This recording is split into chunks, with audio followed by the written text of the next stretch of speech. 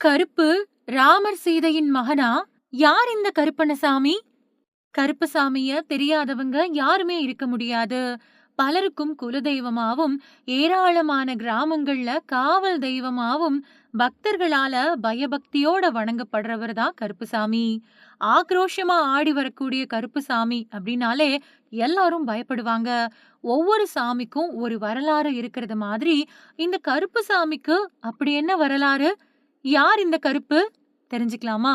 கருப்பு, கருப்புசாமி, கருப்பண்ணசாமி அப்படின்னு பலராலயும், பல பெயர்களாலயும் அழைக்கப்படக்கூடிய இந்த காவல் தெய்வம் பத்தி பலருக்கும் தெரிஞ்சிருக்க வாய்ப்பில்ல. கிராமங்கள்லயும், பல முக்கிய கோவில்கள்லயும் காவல் தெய்வமா மக்களால பக்தியோட காலம் காலமா வழிபட்டு வரக்கூடிய இந்த கருப்புசாமி யாரு? இவரோட வரலாறு என்ன தெரியுமா? கருப்புசாமி காவல் தெய்வம். இவரோட பூர்வீகம் கேரளம் அப்படிங்கறத தாண்டி கருப்புசாமி பத்தி பலரும் அறியாத தகவல்கள் இருக்கு. முறுக்கு மீச, கையில வீச்செருவாள், கம்பீரமான தோற்றம், கருப்பு உருவம், மிடுக்கான பார்வை அப்படின்னு தோற்றம் அளிக்கக்கூடிய கருப்புசாமி கிராமங்கள்ல இருக்கக்கூடிய சின்ன கோவில்கள்ல இருந்து அழகர் மலை, சபரிமலை மாதிரியான பல பெரிய கோவில்கள் வரைக்கும் காவல் தெய்வமா வணங்கப்படுது. அது மட்டும் இல்ல, ரொம்பவுமே சக்தி வாய்ந்த அம்மன் கோவில்கள்லயும் தலைவாசல் தெய்வமா வழிபடப்படுறாரு. தீய சக்திகளை அழிச்சு பக்தர்களை காக்கக்கூடிய ரொம்பவுமே சக்தி வாய்ந்த, அதே சமயம் நியாயத்தின் பக்கம் நின்னு காக்கக்கூடிய தெய்வமாவும் கருப்புசாமி கருதப்படுறாரு. கருப்புசாமிக்கு பல இடங்கள்ல உருவ வழிபாடும், சில இடங்கள்ல வெறும் சூலம், அருவாள் மாதிரியான ஆயுதங்களை மட்டுமே பீடத்துல வச்சு வழிபடக்கூடிய வழக்கமும் இருக்கு. கருப்புசாமிக்கு சுருட்டு, மதுபானங்கள், அசைவ படையல், நவதானியங்கள், ஆடு, சேவல் பலியிடுதல் மாதிரியான வழிபாடுகள் நடத்தப்படுறதுண்டு. கருப்புசாமிய சங்கிலி கருப்பு, நொண்டி கருப்பு, முத்துக்கருப்பு அப்படின்னு கிட்டத்தட்ட 108 வகையான கருப்பு சாமிகள் இருக்கிறதா சொல்லப்படுது. விநாயகர், முருகன், ஐயப்பன் மாதிரியான தெய்வங்கள் அவதரிச்சதுக்கு புராணங்கள்ல பல கதைகள் இருக்கு. ஆனா கருப்புசாமிக்கு அப்படி எதுவும் கிடையாது. கிராமங்கள்ல முன்னோர்கள், பூசாரிகள் இவங்களால சொல்லப்பட்ட வாய்வழி கதைகளின் மூலமா மட்டுமே கருப்புசாமி யாரு, அவர் எப்படி தெய்வமா மாறினாரு அப்படிங்கிற விவரங்களை தெரிஞ்சுக்க முடியும்.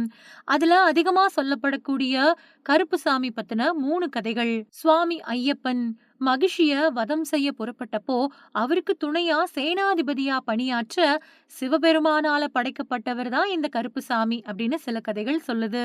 இதனாலதான் இன்னைக்கும் சபரிமலையில காவல் தெய்வமா கருப்புசாமி இருக்கிறதா சொல்லப்படுது. ராமர் சீதை தம்பதிக்கு லவன் குசன் அப்படின்னு 2 மகன்கள் இருந்ததா கதைகள்ல நாம படிச்சதுண்டு. ஆனால் லவன் மட்டும்தான் சீதை வால்மீகி ஆசிரமத்துல இருந்தப்போ பிறந்ததா சொல்லப்படுது. ஒரு தடவை சீதை லவன வால்மீகி முனிவர்கிட்ட விட்டுட்டு குளத்துக்கு தண்ணி எடுக்க போயிருக்காங்க. அந்த சமயம் வால்மீகி தியானத்துல ஆழ்ந்திருந்திருக்காரு. தியானத்துல இருந்து மீண்டு வந்த வால்மீகி குழந்தை லவன காணாததால அதிர்ச்சி அடைஞ்சிருக்காரு. சீதை வந்தா லவன காணாம வருத்தப்படுவா அப்படிங்கறதால அங்கிருந்த தர்ப்ப புல்லை எடுத்து அதுல இருந்து லவன மாதிரியான ஒரு சிறுவனை வால்மீகி உருவாக்கி இருக்காரு. கொஞ்ச நேரத்துல தண்ணி எடுக்க போன சீதை மகன் லவனோட ஆசிரமத்துக்கு திரும்பி வந்திருக்காங்க. லவன் மாதிரியே இருக்கக்கூடிய இந்த சிறுவன் யாரு அப்படின்னு வால்மீகி கிட்ட கேட்க அவரும் நடந்ததை எடுத்து சொல்லியிருக்காரு. சீதை அந்த சிறுவனையும் தன்னோட மகனா நினைச்சு வளர்க்க ஆரம்பிச்சிட்டாங்க. ஒரு கட்டத்துல யார் உண்மையான லவன் அப்படிங்கிற சந்தேகம் ஏற்பட்டு 2 பேரையும் தீயில நடந்து வர சொல்லி ராமர் சொல்லியிருக்காரு. அப்போ உண்மையான லவன் எந்த பாதிப்பும் இல்லாம தீயில இருந்து வந்துட்டான். ஆனா தர்பையால உருவாக்கப்பட்ட லவன் தீக்குள்ள போயிட்டு வந்த கருப்பு நிறமா மாறிட்டான். உடனடியா அவனுக்கு உயிர் கொடுத்த ராமர் குசன் அப்படின்னு பெயரிட்டு நீ பூமிக்கு காவலா இரு அப்படின்னு கட்டளையிடுறாரு. குசன் அப்படிங்கிற சொல்லுக்கு சமஸ்கிருதத்துல தர்பை புல் அப்படின்னு பொருள். இவர்தான் கருப்பசாமியா பின்னாடி அழைக்கப்பட்டு வணங்கப்படுறாரு அப்படின்னும் சொல்லப்படுது.